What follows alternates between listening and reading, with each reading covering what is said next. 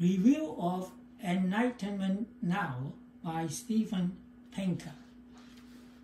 The author, Professor Pinker, began with the story that a student asked him the question, "Why should I live?"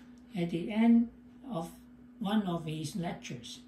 Professor Pinker responded extemporaneously with a detailed two-paragraph answer containing the essential ideas of enlightenment.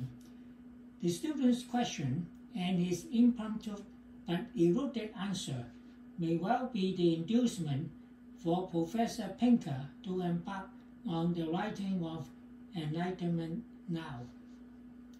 Enlightenment refers to a movement which began in the 18th century.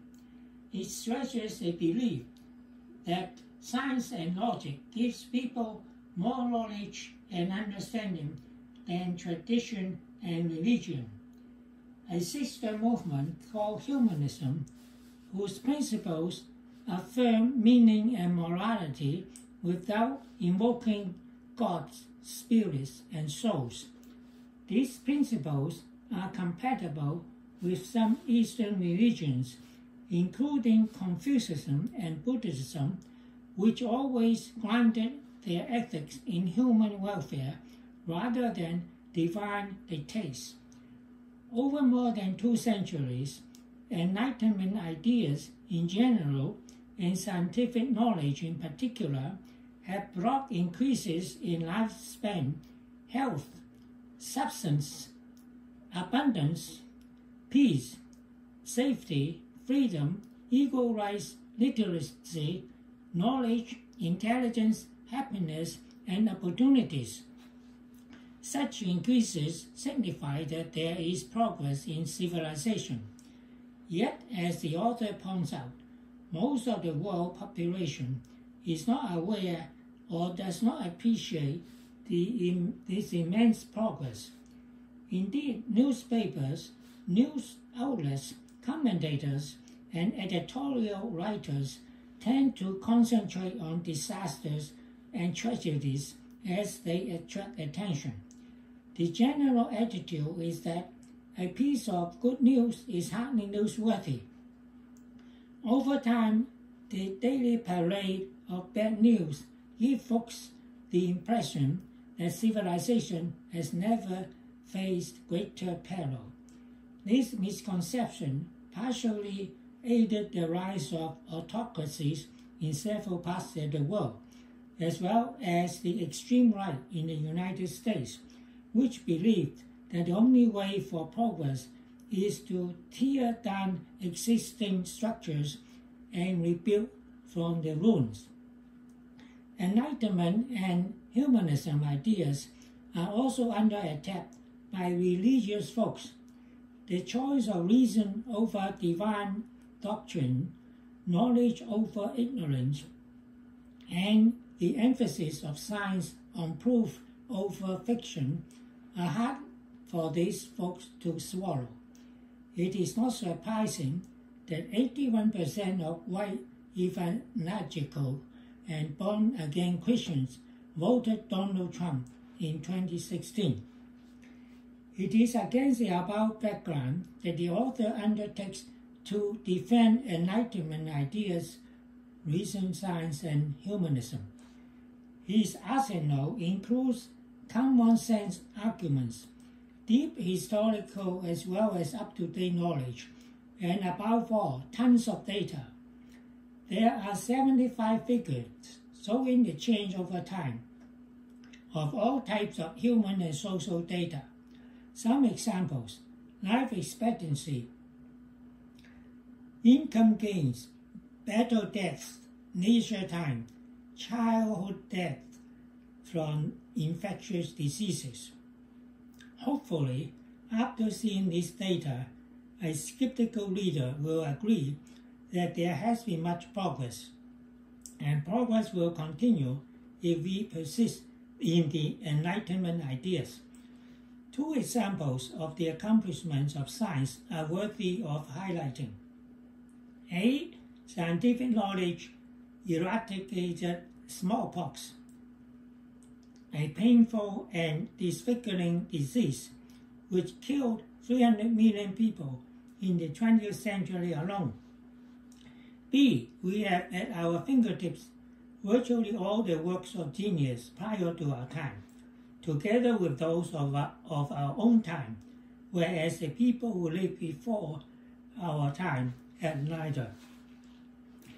Threats, especially existential threats, including climate change and nuclear war, are carefully examined and discussed. It is the author's opinion that some threats are figments of cultural and historical pessimism. Others are genuine, but we can treat them not as apocalypses in waiting, but problems to be solved. Some of the author's arguments, while always erudited and well researched, are not easy to follow. Portions of the book are difficult to read. Examples are bringing the concept of entropy for the discussion of human affairs and multiverse theory while defending humanism. It is probably safe to conjecture that readers who have limited knowledge of physics would have a hard time following these sections. Below are examples of some noteworthy knowledge I gained from reading the book, ranging from amusing to serious. Science confirms politics Science confirms politics wrecks your ability to do math. Politics makes us stupid. In 1976, Mao single-handedly and dramatically changed the direction of global poverty with one simple act. He died. The author challenged famed astronomer Sir Martin Rees's prediction that, quote, a bioterror or bioerror will lead to 1 million casualties in a single event within a 6-month period, starting no later than December 31st, 2020. The challenge resulted in the long bet for $400, which will go to GiveWell if either win. As of February 28, 2023, the bet is still unresolved, since it's not certain whether COVID-19 originated at the Wuhan Institute of Virology, in which case it would count as an instance of bioerror and Rees would win the bet. There is an agreed upon resolution of how this uncertainty is to be resolved. At the end of February 2023, the agreed upon resolution has not been met, although a report from the Department of Energy assessed that COVID-19 pandemic most likely emerged from a laboratory leak in China. This assessment, however, was deemed low confidence. In conclusion, the author presents very authoritative arguments supported by data of the amazing role that Enlightenment ideas played in bringing about the progress of human civilization. It is impossible not to agree with the statement by Barack Obama, quoted in the book, that, quote, if you had to choose blindly what moment you want to be born, you'll choose now, end of quote. We are reminded by the author that it is the duty of every good citizen of the world to make sure that the progress continues into the future. Let me close by returning to the student's profound question, "Why should I live?" mentioned at the beginning of the review. Professor Pinker's answer, while extremely erudite and fully elaborated in Enlightenment Now, may be somewhat difficult for the student to fully comprehend and appreciate. I cannot resist the temptation to offer the student a simpler alternative answer to her question, based on a quote of Richard Feynman, slightly modified. Question: "Why should I live?"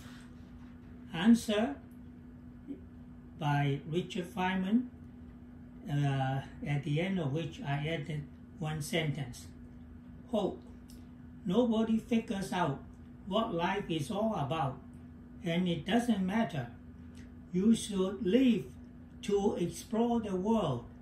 Nearly everything is interesting if you go into it deep enough. Here is my sentence added.